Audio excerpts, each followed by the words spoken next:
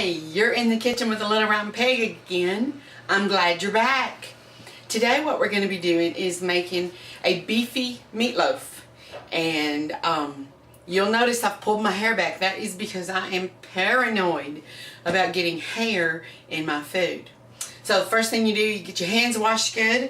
Today we're going to be making a beefy meatloaf. It's going to be a little bit over $5, and that is because it's more than a pound of ground chuck. I do use ground chuck for my meatloaf, and I'll tell you why. When I was much younger, I used ground beef, and the mixture of ground beef is like 73, 20 something, and the mixture of ground chuck is like 80, 20.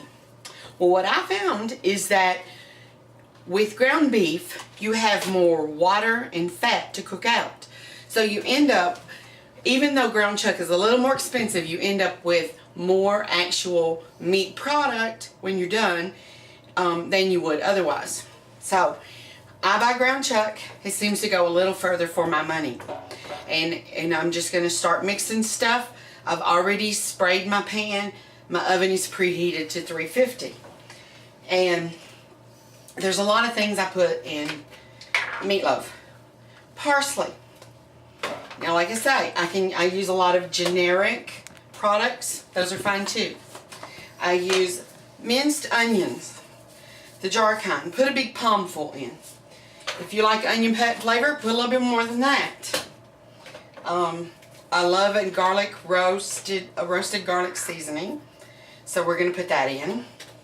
If you're making a beefy meatloaf, I actually like beef bouillon granules. So put in a couple of teaspoons of that. Now I use Italian breadcrumbs. You don't have to purchase Italian breadcrumbs. Probably a good half cup.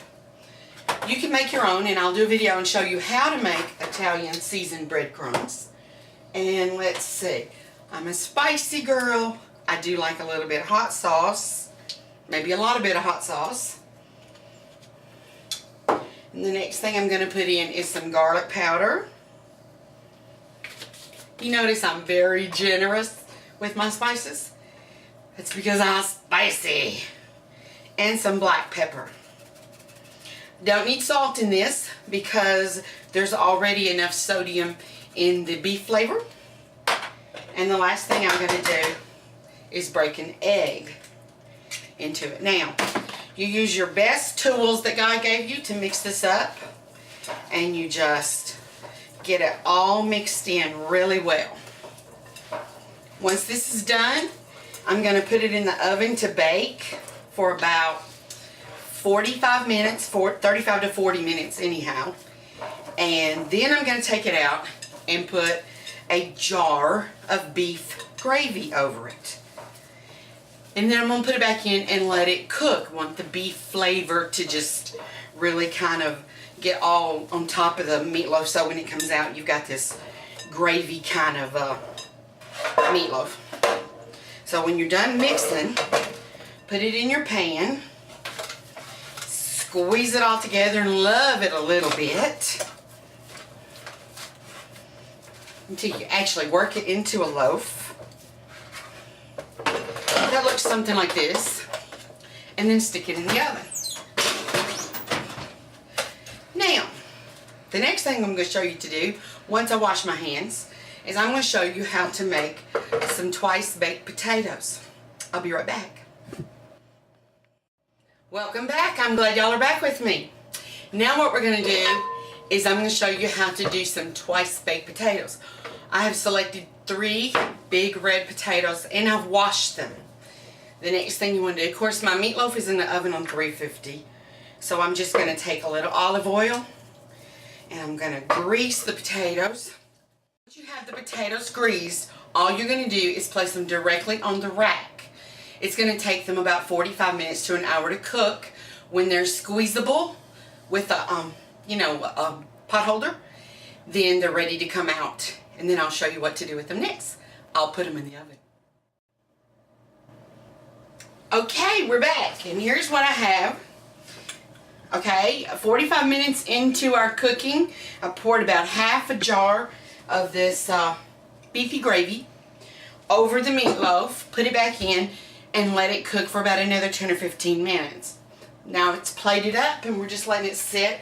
Now we're going to do the twice baked potatoes. I have removed the potatoes from the oven and cut them in half. While they're still hot, but you know, cool enough that you can handle, you want to go in and scoop out as much of the potato as you can, but leave the skin intact. I've also grated up a little bit of cheddar cheese in the bowl. And what we're going to do, woohoo, is make potato. We're going to stuff the potato with cheese and sour cream and all the things you would want to put on a baked potato. If you have bacon bits and you want to do that, that's great. Whatever it is you enjoy on a baked potato, you will enjoy on a twice baked potato. So, I'm just going to get all these scooped out. And then, I'm going to add the toppings. Let me go ahead and do that. Add a little bit of sour cream. I like butter on it. So we're going to add some butter. Keep in mind this is for 3 or 4 potatoes, so we're going to be pretty generous with butter. I like garlic. A little garlic powder will do. Salt and pepper.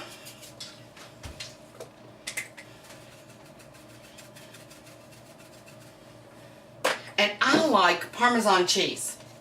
Parmesan cheese adds a really special kind of, I don't know, really nice bite to it. And then you just cut all this up, chop it all up, stir it together, get it well stirred.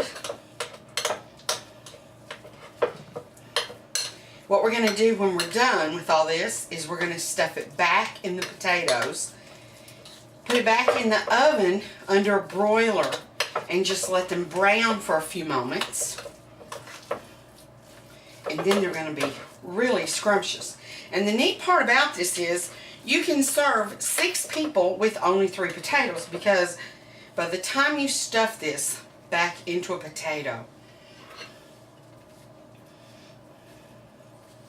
and you put it on a pan and run it back in the oven, half a potato is plenty as a serving.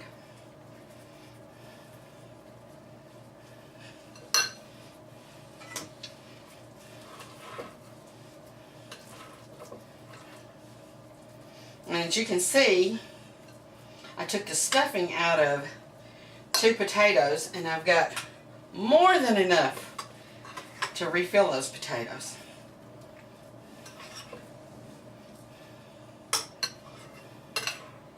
So just pile it up.